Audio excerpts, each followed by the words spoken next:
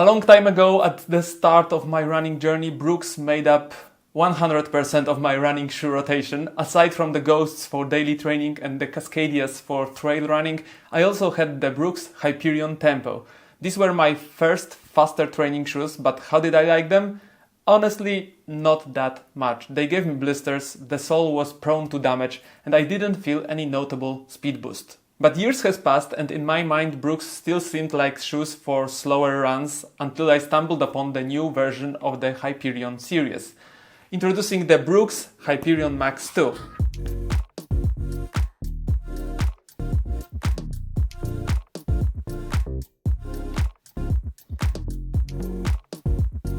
Hello, I'm Michał, an amateur runner deeply into running shoes. On this channel I review gear, shoes and discuss various running related topics, so if that's something you're into, feel free to subscribe and leave a comment. It really helps me reach new people, so thanks in advance. Before I dive into my running experience with the Brooks Hyperion Max 2, I need to mention that I bought these shoes myself. No one influenced my opinions here and no one saw this material before you.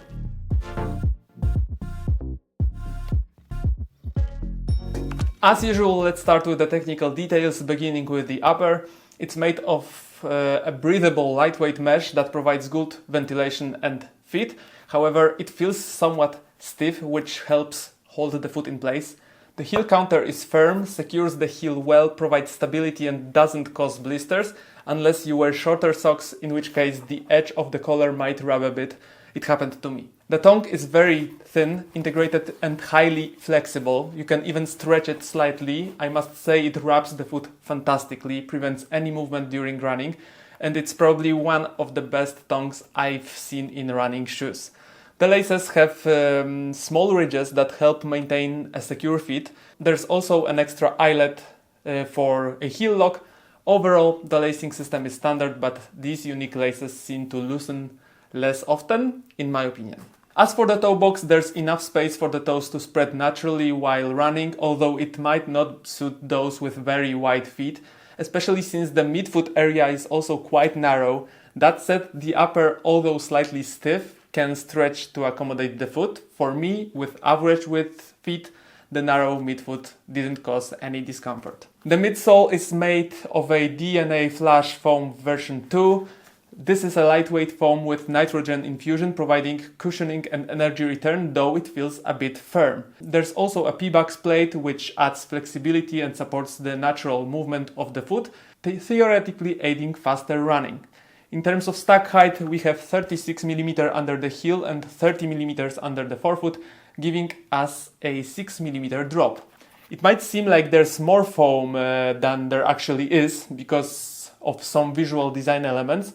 The outsole is covered with a thin layer of rubber, probably about a millimeter thick, strategically placed in high wear areas. The rubber seems durable, and since the layer is thin, it doesn't negatively affect the weight. I tested these shoes in various conditions and had no issues with traction, but it's clear these shoes are designed for road running. The outsole is purely road oriented and even slightly race-like. So don't expect great grip on gravel or any asphalt sprinkled with loose stones. These are strictly road shoes. In size 45 EU, the shoe weighs 287 grams, and in the sample size 42 EU, they weigh 258 grams. That's about 26 grams heavier than the Saucony Endorphin Speed 4, which I recently tested. Considering the Speed has more foam under the heel, it puts the Hyperion Max 2 at a slight disadvantage. However, in actual running, I didn't really notice the weight difference.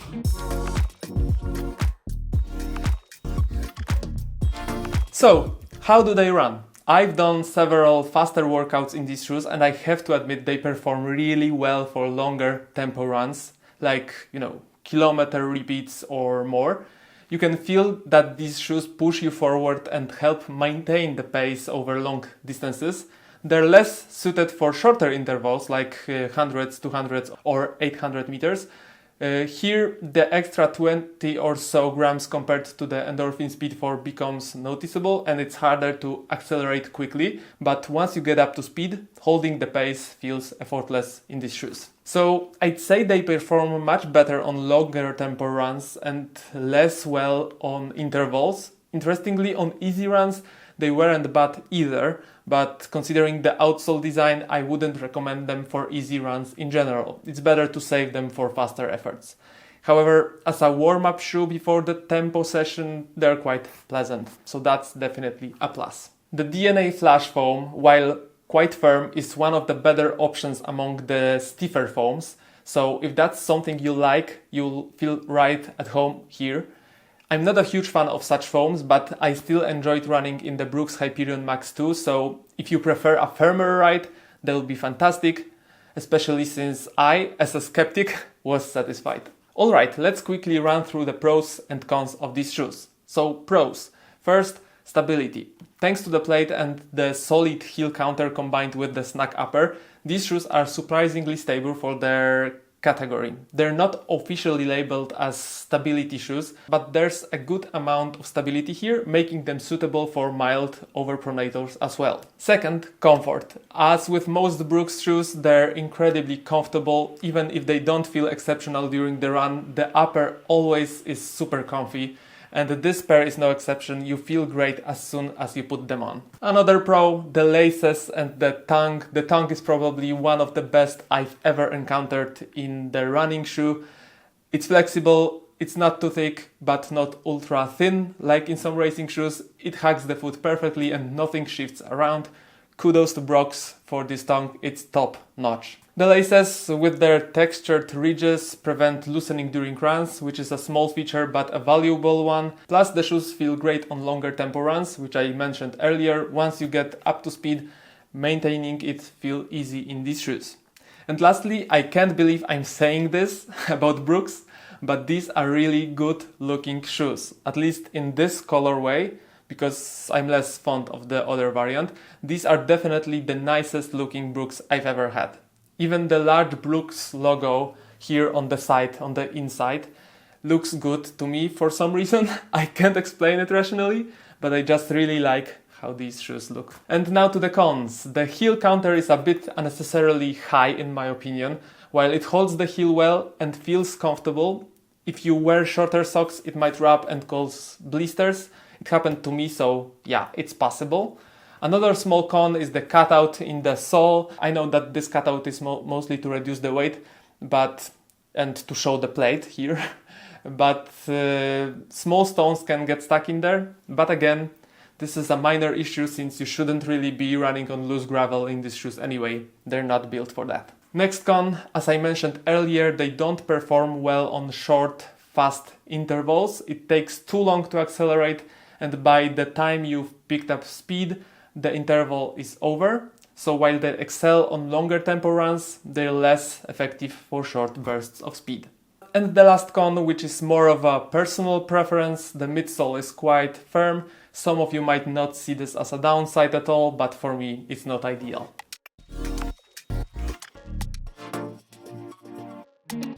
Alright, quick summary. The Brooks Hyperion Max 2 is a great option for long, faster workouts for those who like firmer cushioning and don't want their feet sinking into the foam with every step. They have a lot of responsiveness, which in my opinion makes them suitable as a versatile workout and race day shoe. They should work well for anything from 10k to a half marathon, and I think they could handle a full marathon too.